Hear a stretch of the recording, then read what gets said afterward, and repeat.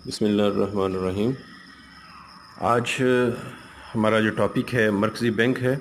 آج ہم مرکزی بینک کی بات کریں گے کہ مرکزی بینک کا قیام کیسے عمل میں لایا گیا، اس کی ضرورت کیوں محسوس کی گئی، اور مرکزی بینک کے فرائض کے بارے میں بات کریں گے کہ وہ کون سے فرائض جو ہے وہ سر انجام دیتا ہے۔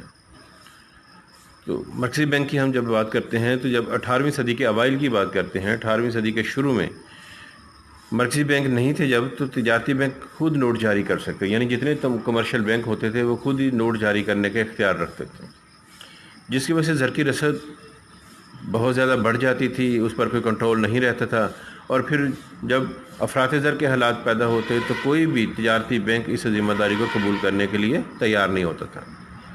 چنانچہ اس کے پیش نظر مرکزی بینک کی بھی ضرورت محسوس کی گئی۔ مرکزی بینک کی تعریف کے حوالے سے مرکزی بینک کی تعریف ہم کر دیتے ہیں کہ مرکزی بینک ایک ایسا سرکاری یا نیم سرکاری مالی ادارہ ہے جس کا لین دین فرض ملک کے زرعی مالی نظام کا استحکام ہوتا ہے۔ یعنی ہم کہہ سکتے ہیں کہ مرکزی بینک ایک ایسا سرکاری یا نیم سرکاری مالی ادارہ ہوتا ہے جس کا اولین فرض ملک کے زرعی اور مالی نظام کا استحکام ہوتا ہے، یعنی زرعی اور مالی نظام کو کنٹرول کرنا ہوتا ہے۔ مرکزی بینک کے فرائض، مرکزی بینک کے دو اہم فرائض ہیں، ان میں سے ایک ہے نوٹ جاری کرنا۔ مرکزی بینک کا سب سے اہم اور بنیادی کام یہ ہے کہ وہ نوٹ جاری کرتا ہے۔ نوٹ جاری کرنے کے لیے یہ اجارہ داری سے حاصل ہوتی ہے، اور کوئی کمرشل بینک نوٹ جاری کرنے کا پھر اختیار نہیں رکھتا۔ عام طور پر مرکزی بینک 10,000 میں سے کسی ایک کے تحت نوٹ جاری کرتے ہیں۔ معینہ حد کا نظام، جس کو ہم فکس فیڈریشری سسٹم کہتے ہیں، اس نظام کے تحت مرکزی بینک ایک خاص حد تک جسے ملک کی پارلیمنٹ طے کرتی ہے، سونا یا چاندی یا منظور شدہ زر مبادلہ رکھے بغیر نوٹ جاری کر سکتے ہیں، یعنی بغیر گارنٹی کے نوٹ جاری کر سکتے۔ اس کے بعد اگر نوٹ جاری کرنا چاہیں تو ان کے بلے پوری مالیت کا سونا، چاندی یا زر مبادلہ بطور زر محفوظ رکھنا پڑتا ہے۔ اس وقت یہ نظام برطانیہ، جاپان اور ناروے میں رائج ہے۔ جن ممالک میں یہ نظام رائج ہے وہاں افراط زر کا مسئلہ درپیش نہیں ہے۔ زر کی رسد غیر لچکدار ہونے کی وجہ سے یہ نظام پاکستان میں نہیں ہے۔ دوسرا متناسب محفوظ سرمایہ کا اصول ہے، یعنی ہم کہتے ہیں یا متناسب سرمایہ کا نظام ہے، پرپورشنل ریزرو سسٹم اس کو کہا جاتا ہے۔ اس اصول کے تحت مرکزی بینک کو زر جاری کرنے کے لیے خاص تناسب سے سونا، چاندی یا زر مبادلہ محفوظ رکھنا پڑتا ہے، اور باقی مالیت کے پیچھے حکومت کی کفالتیں رکھی جاتی ہیں۔ مختلف ممالک میں یہ تناسب مختلف ہے۔ پاکستان میں یہ تناسب جو ہے 30% ہے۔ کرنسی جاری کرنے کا یہ اصول لچکدار ہونے کے باعث ترقی پذیر ممالک کے لیے بہت فائدہ مند ہے، لیکن اس طریقہ میں افراط زر پیدا ہونے کا خدشہ ہوتا ہے۔ نوٹ جاری کرنے کے اس طریقہ کار کو بینکاری اصول بھی کہا جاتا ہے۔ پاکستان کا اسٹیٹ بینک اسی اصول کے تحت نوٹ جاری کرتا ہے۔ دوسرا فرائض حکومت کا بینک ہے۔ ٹھیک ہے، مرکزی بینک حکومت کے بینک کے طور پر بھی کام کرتا ہے، اور یہ حکومت کے لیے وہی خدمات سر انجام دیتا ہے جو ایک تجارتی بینک اپنے گاہکوں کو مہیا کرتا ہے۔ مثلا حکومت کی تمام ادائیگیاں اور وصولیاں اسی بینک کے ذریعے ہوتی ہیں۔ سرکاری ملازمین کی تنخواہیں، پینشن وغیرہ کی ادائیگی اور وفاقی اور صوبائی حکومتوں کے عائد کردہ ٹیکسوں کی وصولی بھی اسی بینک کی ذمہ ہوتی ہے۔ حکومت کا مالی مشیر کے طور پر بھی کام کرتا ہے۔ بجٹ اور کوئی بھی اقتصادی پالیسی وضع کرتے وقت بھی حکومت کی معاونت کرتا ہے، یعنی ان کی خدمت کرتا ہے، ان کی رہنمائی کرتا ہے، گائیڈنس کرتا ہے۔ حکومت کو ہنگامی ضروریات سے نپٹنے کے لیے بھی قرضے فراہم کرتا ہے جن پر کوئی سود وصول نہیں کرتا۔ بین الاقوامی سطح پر حکومت کی ادائیگیاں اور وصولیاں بھی مرکزی بینک کی ذمہ ہوتی ہیں۔ تیسرا بینکوں کا بینک ہے۔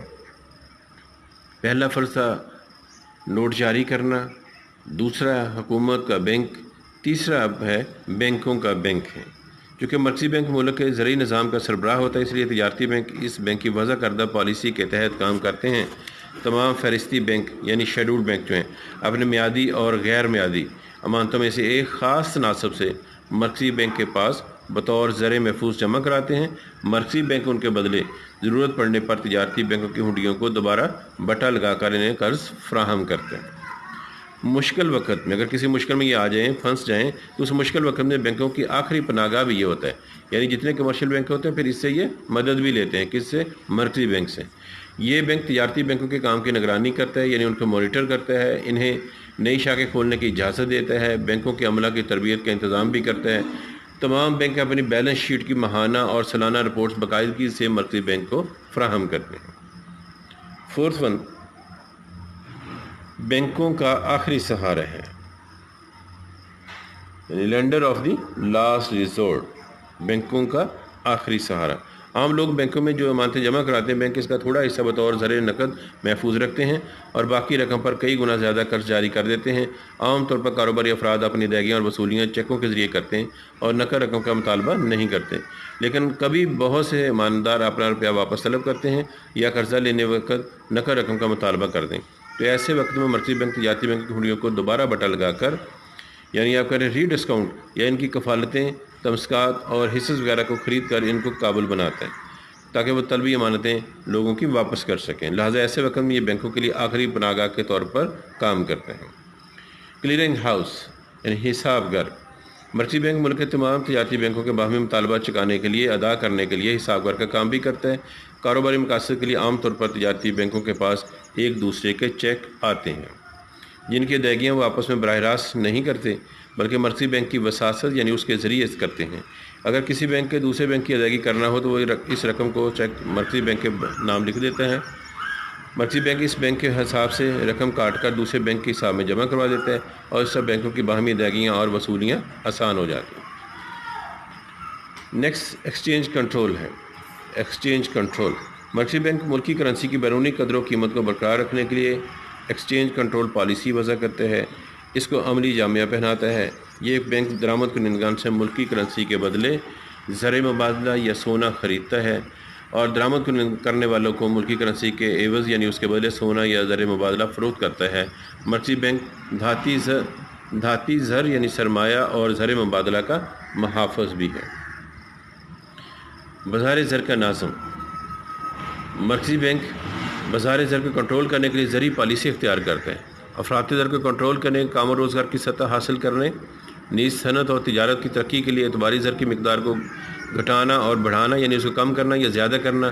مثال کے طور پر افراط زر کے دنوں میں شرح بینک یا ڈسکاؤنٹ ریٹ میں اضافہ کر کے، کھلے بازار میں سرکاری کفالتوں کو فروخت کر کے، زر محفوظ کے تناسب میں اضافہ کر کے، یا براہ راست بینکوں کو قرضہ جاری کرنے کی حد کو کنٹرول کر کے اعتباری زر کی مقدار کو کنٹرول کرتے ہیں.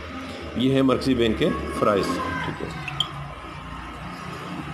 تو آج ہمارا یہ لیکچر مرکزی بینک کے فرائض تک شامل ہے. یہ بھی امپورٹنٹ کویسچن ہے، لانگ کویسچن کے طور پر آ جاتا ہے اور اس کو ایز اے شارٹ کویسچن بھی اس میں سے مرکزی بینک کی تعریف ہو سکتا ہے. مرکزی بینک کے کوئی سے 4 فرائض کے نام لکھیں، یہ ایز اے شارٹ کویسچن بھی ہو سکتے ہیں. ٹھیک ہے، تو آپ نے اس کو اچھی طرح دیکھ لینا ہے. ٹھیک ہے، اور اس میں اگر کوئی ابہام ہو تو ہمیں بذریعہ واٹس ایپ بتائیے گا. انشاءاللہ پھر نیکسٹ ہم مرکزی بینک کی زرعی پالیسی کے حوالے سے، یعنی اس کے آبجیکٹو کیا ہیں، اس کے مقاصد کیا ہیں،